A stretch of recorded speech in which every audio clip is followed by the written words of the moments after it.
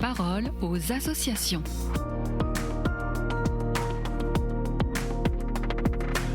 Bienvenue dans la parole aux associations. Je suis aujourd'hui avec la Société de Saint-Vincent-de-Paul et on part aujourd'hui en maraude avec Valérie-Anne Maître. Bonjour. Bonjour Alice. Vous êtes la rédactrice en chef du magazine de l'association de la Société de Saint-Vincent-de-Paul, Hosanna Magazine. Et vous êtes partie en maraude il y a quelques jours, alors racontez-nous. Oui, on est à Paris un soir de Pentecôte, il est 20h et il fait encore plus de 30 degrés. Et je suis partie avec Lina et Paul, deux bénévoles de la Société de Saint-Vincent-de-Paul en maraude, donc en tournée de rue.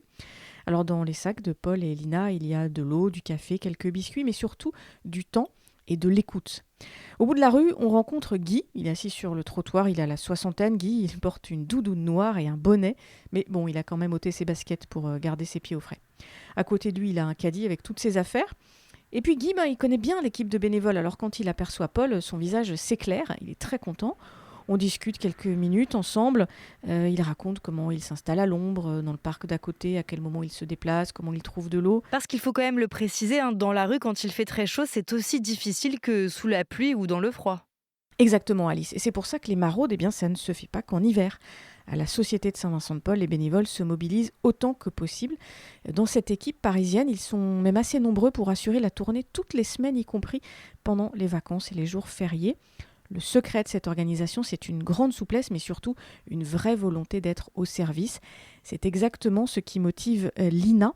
Elle est étudiante en première année de médecine et elle est bénévole depuis quelques semaines. Elle débute dans la maraude, donc Paul prend le temps de la guider.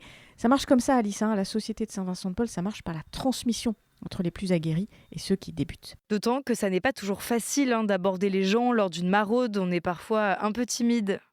Bah oui, comment est-ce qu'on aborde une personne sans abri ? Est-ce qu'on lui propose un café tout de suite ? Comment on lui parle ? C'est tout ça que Paul raconte à Lina au cours de la tournée. Il lui présente aussi les personnes qu'on va rencontrer, comme par exemple Sylvia, qui nous attend, elle, assise sous un porche devant un café, avec ses 2 valises et sa radio allumée. Sylvia, elle a la cinquantaine à peu près, elle a eu une vie professionnelle intense, un mari, des amis, et puis un jour, elle s'est retrouvée à la rue. Alors tout ça, toute cette histoire, Paul nous la raconte. Il l'a appris en prenant le temps de discuter avec Sylvia. Et puis ce soir, en réalité, c'est Sylvia qui parle en premier, comme si elle avait vu Paul la veille. Parce que, en fait, au fil des maraudes, ils poursuivent tous les deux une longue conversation. Alors ce soir, il est question des bienfaits du pain complet, de la vie à la campagne, des liens entre juifs et chrétiens, et puis du poids de l'âme. Et c'est ça qui me fascine à chaque fois, Alice, ces conversations de haut niveau, intéressantes, des conversations qu'on a là, assis sur un bout de trottoir, avec des gens un peu abîmés et qui ont eu 1000 vies. Ce soir-là, Sylvia, elle n'avait pas tellement besoin d'un café. Elle avait surtout besoin d'écoute, d'un moment entre amis, comme vous et moi. Et c'est exactement ce que Paul et Lina lui ont proposé.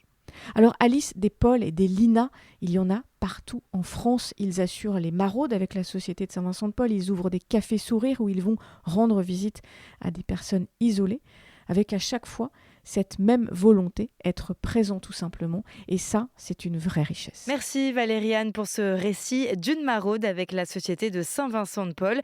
Et si vous aussi, vous souhaitez vous mettre au service, rendez-vous sur ssvp.fr. On se retrouve dans 2 semaines pour une nouvelle chronique sur KTO Radio. À bientôt. La parole aux associations.